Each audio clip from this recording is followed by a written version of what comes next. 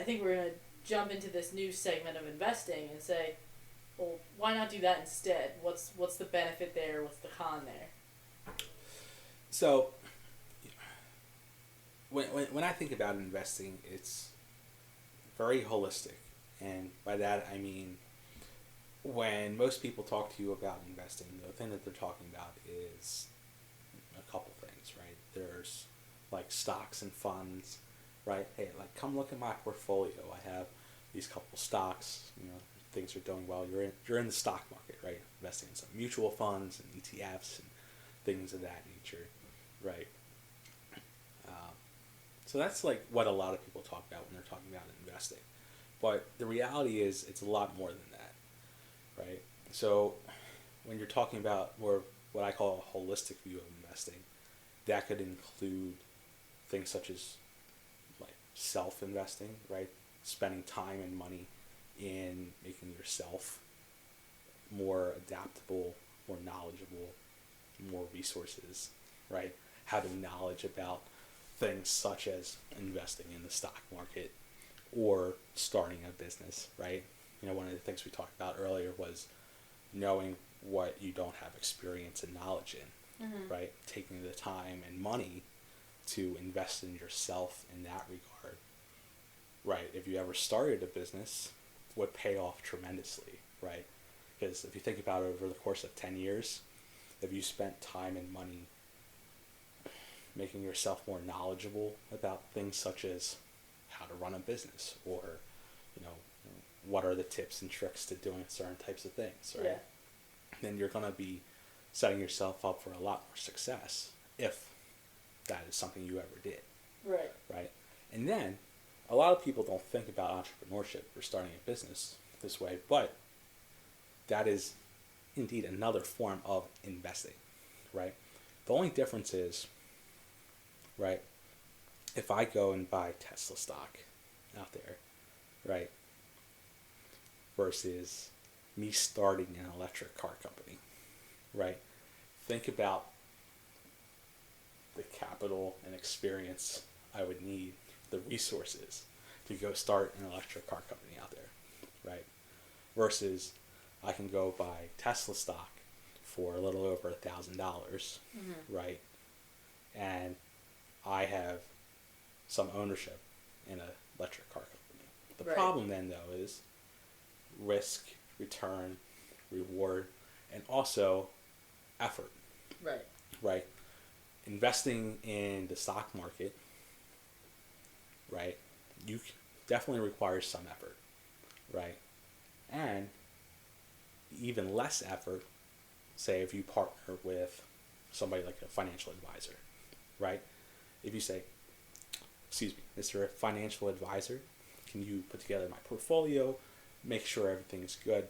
These are the types of companies that I want to be in, right? This is the kind of risk I want to have, right? This is how much I want to make over the next 5, 10, 15, 20 years, right? With the capital that I have now. Right. Right? You're going to pay them a little money, and they're going to do that for you, right? The difference is,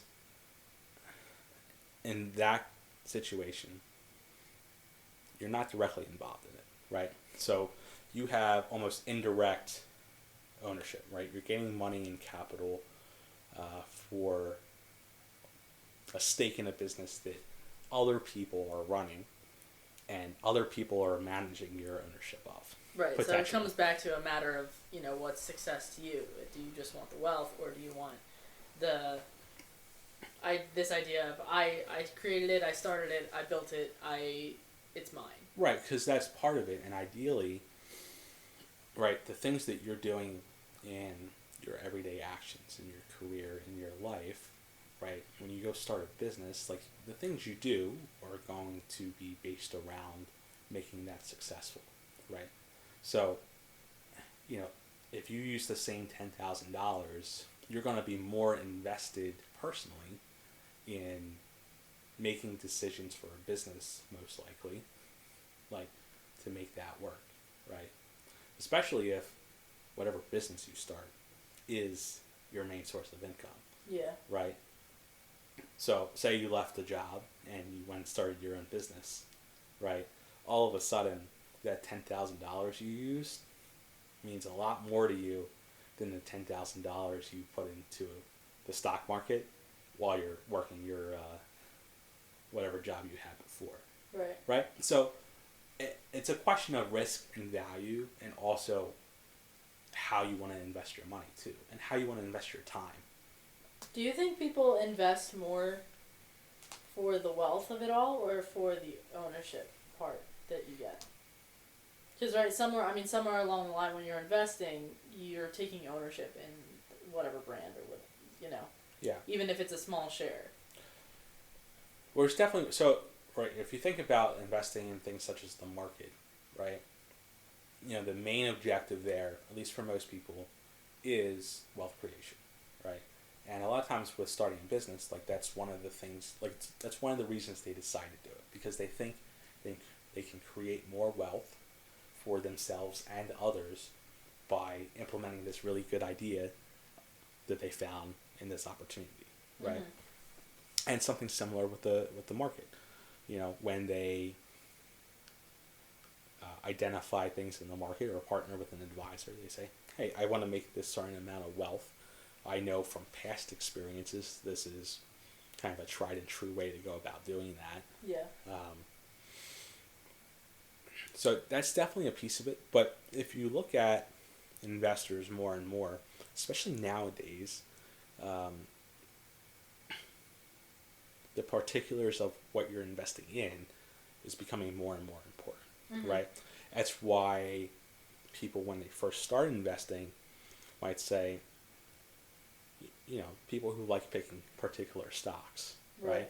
They do so, one, because they think that stock will outperform and make them money. Mm-hmm. But secondly, they might believe in the company or the product in some degree, right?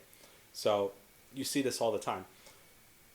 Investors will buy public companies and stocks because they believe that the company provides a good value and service to what they're doing, right? This ties into an interesting question that I want to bring up that you don't really hear about much when you talk business and investing, but do you think there's a morality to it, in the sense that if you know that there's a business that you don't really necessarily support, but it's going to make a profit, is there a type of moral indecency to taking part in the stock or investing into that and getting a share of this brand that you don't really believe in? Yeah, well, so that definitely goes into more recently. That's become a bigger topic, both in the world of investing in public companies, and also in corporate and social responsibility for startups, as well as bigger private corporations.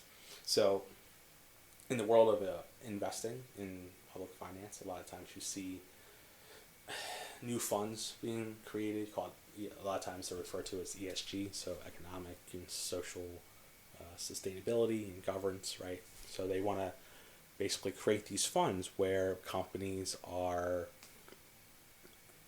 either not involved in topics or industries or products that are deemed like maybe immoral or unhealthy for the environment, or things like that. And it's the same thing for private companies, right? So a lot of times, even especially more recently, right, a lot of the startups and companies that have even grown more successful, that either are currently private or have turned public, right, have grown out of the need for an offer of a more economical or more socially responsible product. An example of that could potentially be Tesla, right? As you know, I'm a big Elon Musk and Tesla fan, right? I think it's a crazy business, and I've been following Elon Musk and Tesla for years now. But the offering of the Tesla car, right? The first mass-produced electric vehicle that has taken a chunk of the market on a wide scale, right? Now, they weren't always a public company, right? They started out private individually, right? That's like all companies do, right?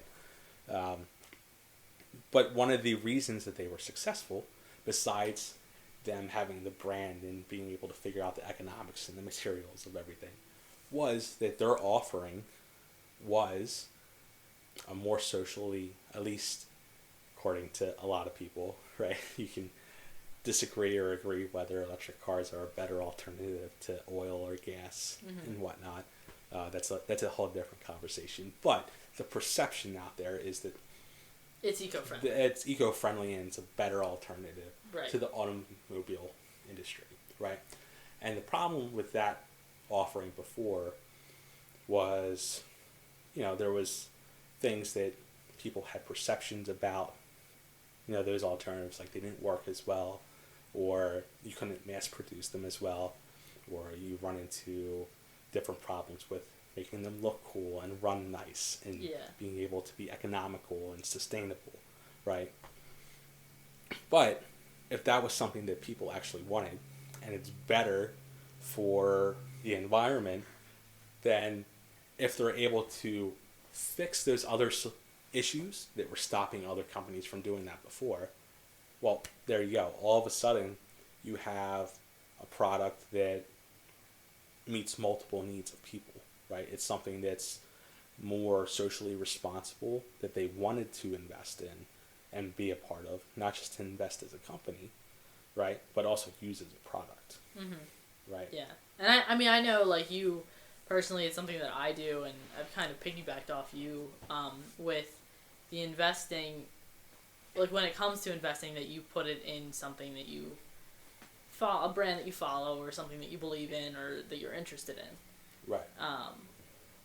Yeah, I think it's an interesting question of, like, whether there's morals behind it, because you're going to be really profiting off of something that you may not necessarily agree with.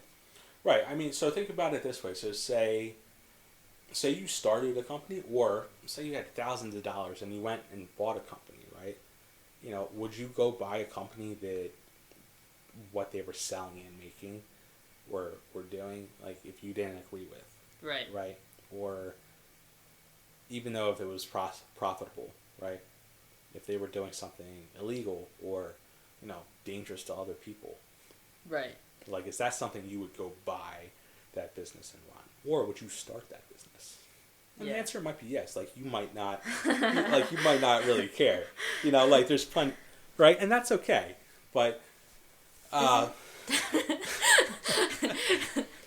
it's important to have an understanding of what you do personally and professionally, how it impacts the world. Right. But what I'm saying is, it's also important to realize that, not everything is super cut and dry, right? Like, for example, the whole electric and oil and gas debate, right? You can't. That's not going to disappear overnight, right? You're not going to get rid of oil tomorrow, right? Right. So, like, you can't necessarily like badmouth the oil company for not switching over to a better alternative fuel when we as consumers are still asking for oil. Right. Right. And nothing against the oil companies here. I'm just saying that, hey, they're creating a product that, as consumers, we're still asking for it. Right. Right. And part of that is because the rest of the industry that's more alternative. Society's created a need for it. Right. And it doesn't necessarily mean that it's right. Right. But it does indicate to a precedent where it's important to have that constant innovation, both from a small business perspective and large companies. Right. Right? Because that's where you get stagnant. Like, those companies will stay like they are unless there's competition and innovation, which is caused by, like, the small startup and innovations, right? Mm-hmm. Having the good team, the good product, and the resources. Right. Then they grow, and they're able to compete with these other businesses. And you see them forced to change, right? They either diversify their products or change their business model altogether. Right.